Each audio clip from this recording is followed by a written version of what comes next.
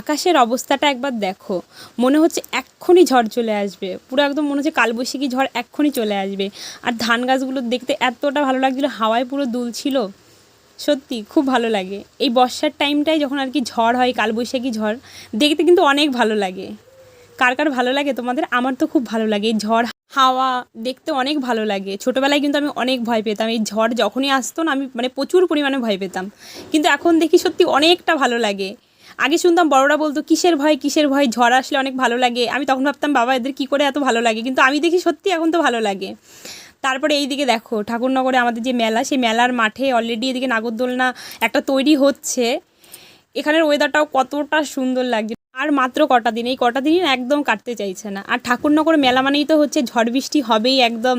তো এখন থেকে ঝড় বৃষ্টি চালু হয়ে গিয়েছে, মানে আর বেশি দিন ওয়েট করতে হবে না। আর মাত্র কটা দিন তারপরেই মেলা শুরু হয়ে যাবে, অনেক আনন্দ হচ্ছে। মনে হচ্ছে এক্ষুনি ঝড় ছাড়বে, আকাশটা দেখো।